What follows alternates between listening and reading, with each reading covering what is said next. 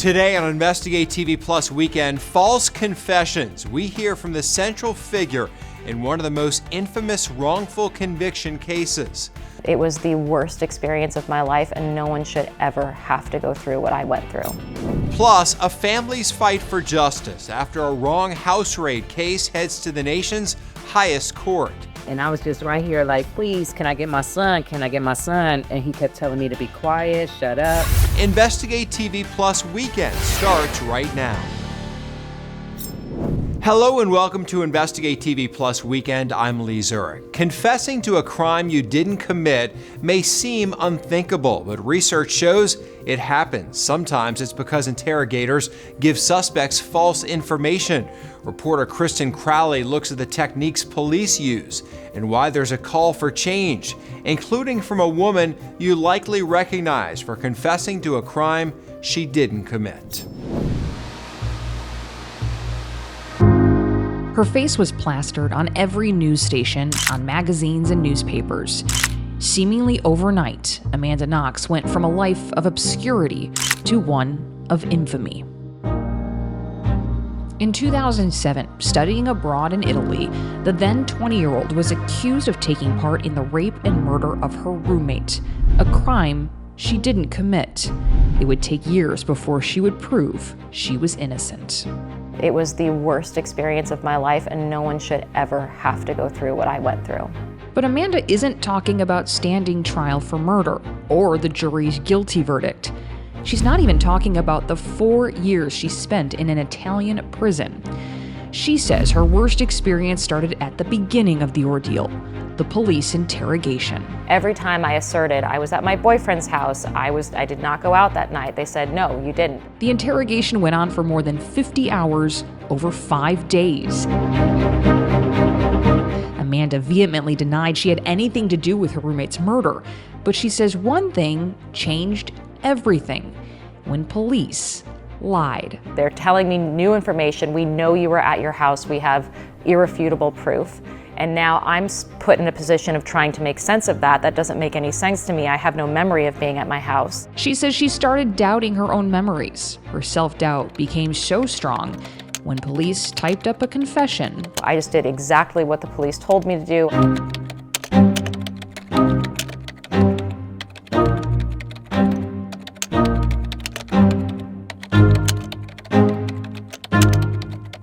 I was exhausted, I was confused, I didn't know even really what I was signing.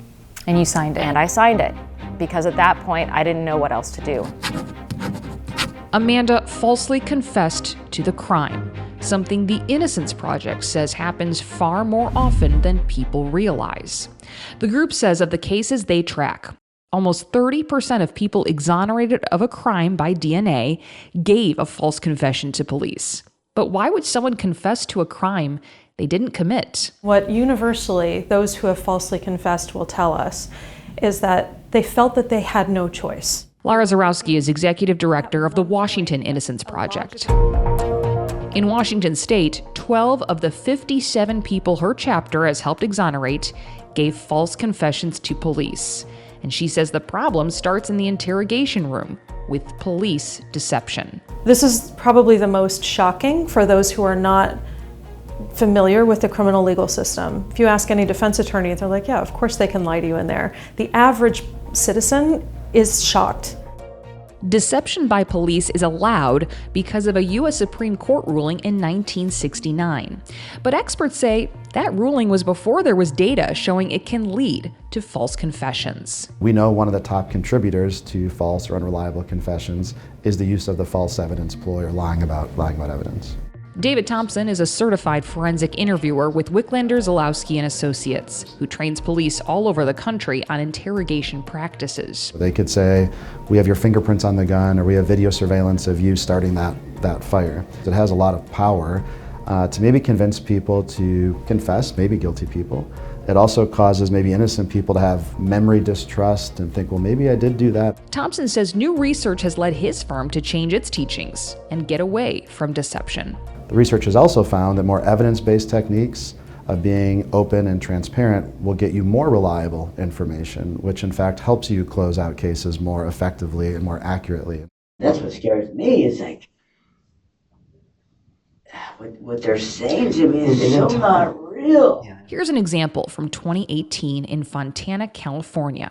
This man, Thomas Perez, reports his father missing. Police bring him in for questioning and tell him his father isn't missing. We just told you we found her dead, Dad, and you don't give a f***. 5 hours into the interrogation, Thomas starts confessing. What about the scissors? That's possible. Possible? It's possible. Did you stab him? I didn't think that I did. How many times? One. But Thomas didn't kill his father. No one did. His father was alive. Thomas Perez confessed to a crime that didn't even happen. No.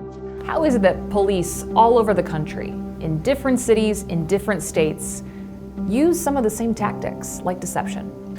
Yeah, I think a lot of the interview tactics or techniques that are used go back to decades and decades and decades ago. One of the most well-known, widely used strategies for interrogation practices is the Reid technique. Developed in the 1970s by John Reid, a former police officer. The Reid technique is the most effective way to develop a guilty person's frame of mind where they decide to tell the truth about what they've done. The interrogation portion of the Reid technique follows 9 steps.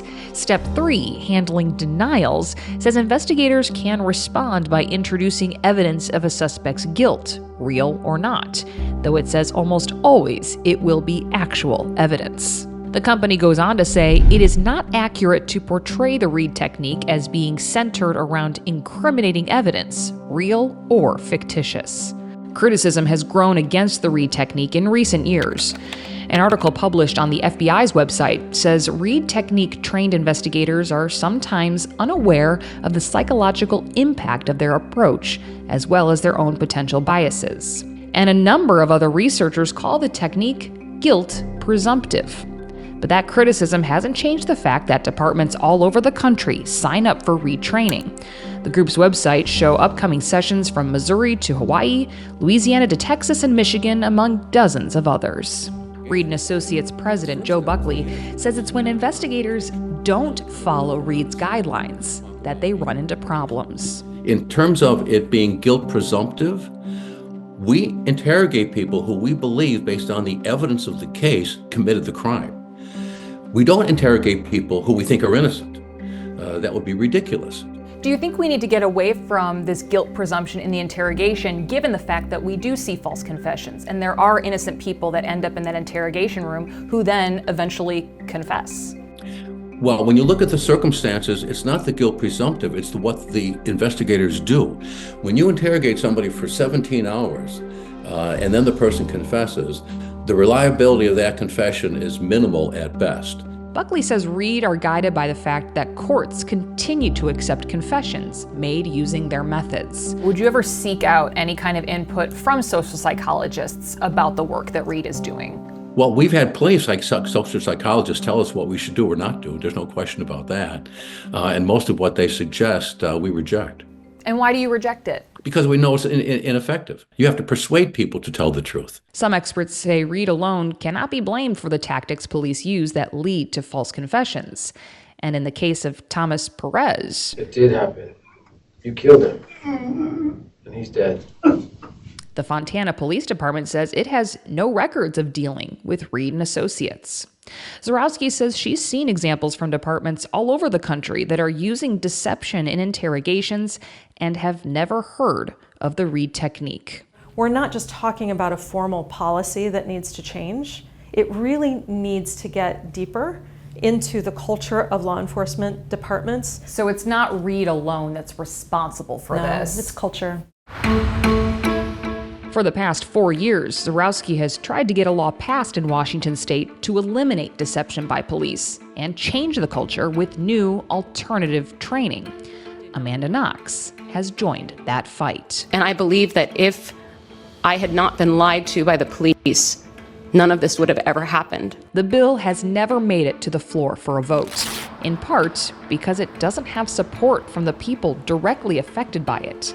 police. Sometimes the use of deception is required to locate the truth, both to convict and to exonerate people. Some states have passed legislation barring police from lying to juveniles, but the proposed legislation in Washington state would be the first to make it apply to adults. I'm still afraid.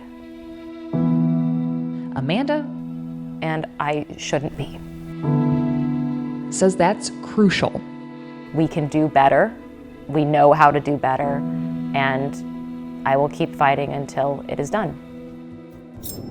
Other countries have moved away from seeking confessions in interrogations to using them to find more information. It's called the peace technique, which is used in some countries, including New Zealand and Norway. Coming up, Amanda Knox talks about life after her case and the lasting effects of distrust.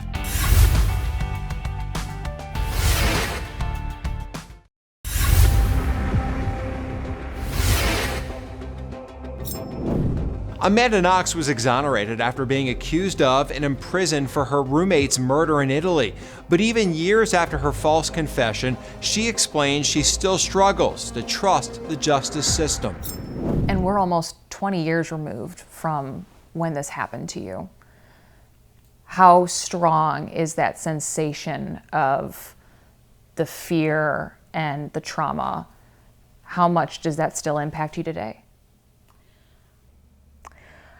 Well, I will say that it's sad. I remember, like, I have these sort of fond memories of when, like, police officers would come to my elementary school, right? And, like, the whole Dare Not to Do Drugs campaign and, like, doing coloring books of, like, oh, you know, if someone is trying to get you to come into the back of their van, like, call for help and call the police, 911. I had that coloring book. And I hesitate now when I think about calling the police for help. I actually had I had this experience not too long ago where I was staying at a friend's house, and the house was broken into while we were there. Someone broke into that, you know, someone who was clearly mentally disabled, broke in the door. My husband had to go downstairs in his underwear in the middle of the night to confront him. And I was there with my 2 children, my very young children, wondering if I should try to jump out of a second-story window to run away and protect them, or if I should call the police. And a part of me was afraid to call the police. I did eventually call the police, and they came, and they helped resolve the issue. And, like, it was so bizarre because they were very kind to my daughter. They gave her a little police badge sticker. And the entire time I was just like, one, I wonder what they would do if they, like, do they recognize me? And 2, I wish that I had been treated with the kindness and the attention that I received in that moment when I was a 20-year-old kid alone in Italy when my friend had just been murdered. Mm-hmm. And, like, I was afraid. Like, I found myself afraid of those police officers when they came to help me. And I don't want to feel that way, because I know that law enforcement's job is very difficult, and it's so hard, and it's a very dangerous job, and I have the utmost respect for it. But I'm still afraid, and I shouldn't be. And this may sound like a really obvious question, but what is it? What are you afraid of still? I'm afraid of being lied to and taken advantage of, and finding myself, I've never been more helpless than when I was at the mercy of police officers. That doesn't go away. That fear doesn't go away. I don't feel as if any kid should go through what I went through. Up next, he was just 7 years old when an FBI SWAT team burst into the wrong home, guns drawn. How the mistaken raid could reshape consequences across the country after the break.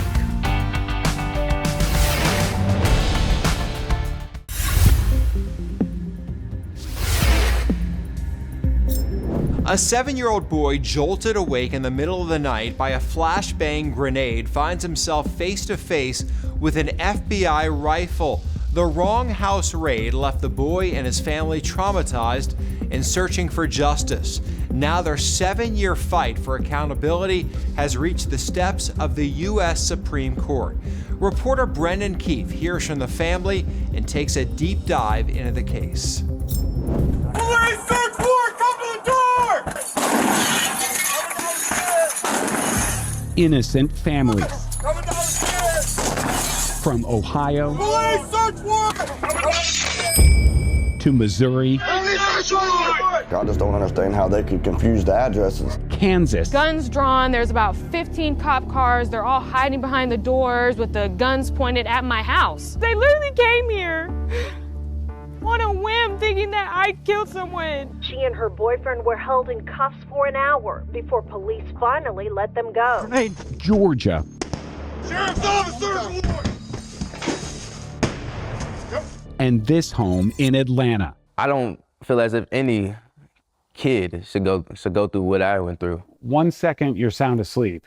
The next second, the FBI is in your bedroom. 1 second I'm asleep, next thing I know, I have a gun pointed in my face. Gabe Watson was just 7 years old in 2017 when the FBI raided the Wrong House in the middle of the night. Did you scream out for your mom? What did you do? I was actually crying for my mom. I was just crying, hiding under my blankets, holding my hands in the air. I would fight a lion with my bare hands to protect my child. And the thought of me not being able to get to him, that's the most devastating. As a parent, when you can't protect your child, it's the most devastating feeling ever. In my mind, it was just like, whoever this is, they're coming in to kill us. Was your hand on the gun or close to it? At this point, my hand was on the door because they're pulling on the door. The guns is right here, right at my side. And I was just right here like, please, can I get my son? Can I get my son? And he kept telling me to be quiet, shut up.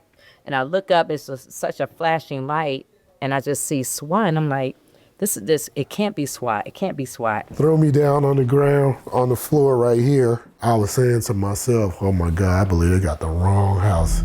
The FBI did have a search warrant, but it was for an entirely different address, 3 doors down and across the street. This footage from Atlanta police securing the perimeter is the only video of the raid. You can see the FBI SWAT team walking out of the Martin home. The wrong address clearly visible on the mailbox by the police cars. Moving down the road. They said we're moving down the road. So we're not holding perimeter for more research? They said they're moving down the road.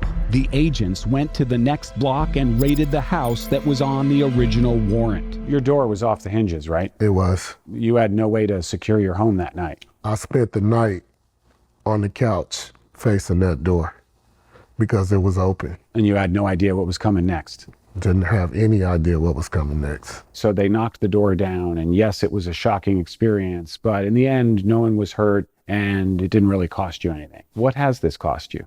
This costed me my childhood, you know?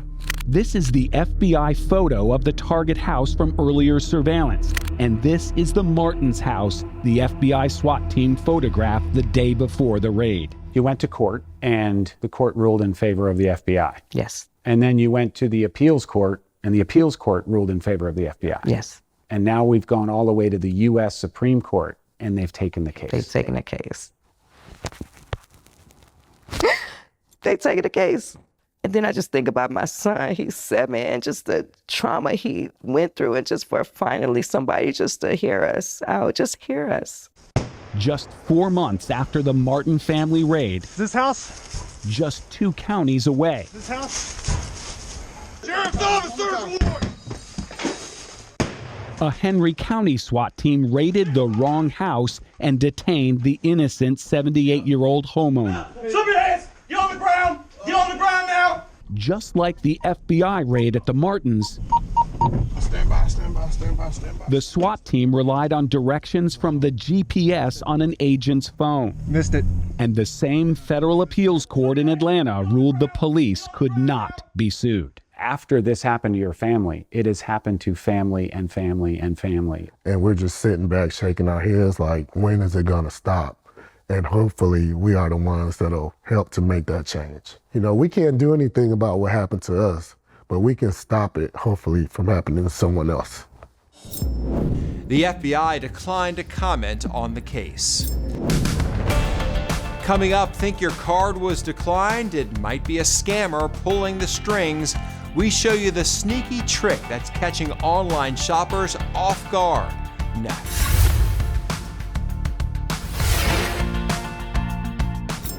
You can watch Investigate TV Plus anytime online. Just subscribe to our YouTube channel at Investigate TV. You can catch stories and full episodes.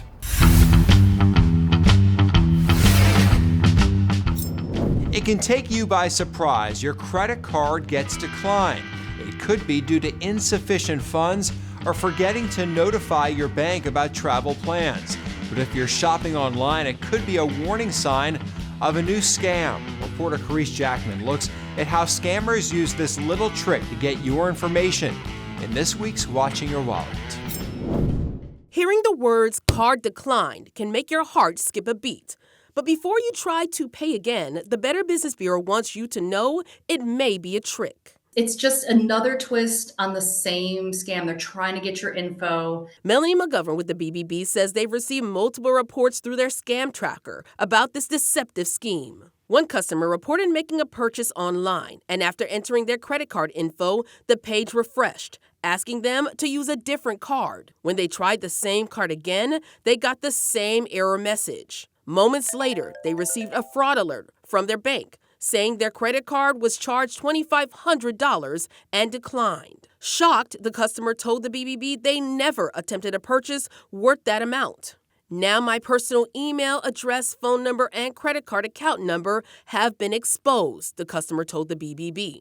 McGovern says schemes like these are designed to steal your information. What we're finding is they're not only getting one credit card number, they're getting two, because the person wants the item, they want the service. So they might just say, oh, you know what, my Visa was declined, let me try my MasterCard instead. So that's where it's becoming problematic, is that the card didn't actually decline. You gave your information to that scammer, they kept it. And then when you put the second card in, same thing happened. And if your transaction is declined, call your credit card company immediately to double check. And ask them, hey, did my card get declined, or did the charge go through? And then you can put that fraud alert on your credit card, possibly get the money back, stop the scammer from using your card number. Bottom line, if something seems off, don't rush to another card or repeat the purchase. And that's it for us. Thanks for joining us here on Investigate TV Plus Weekend.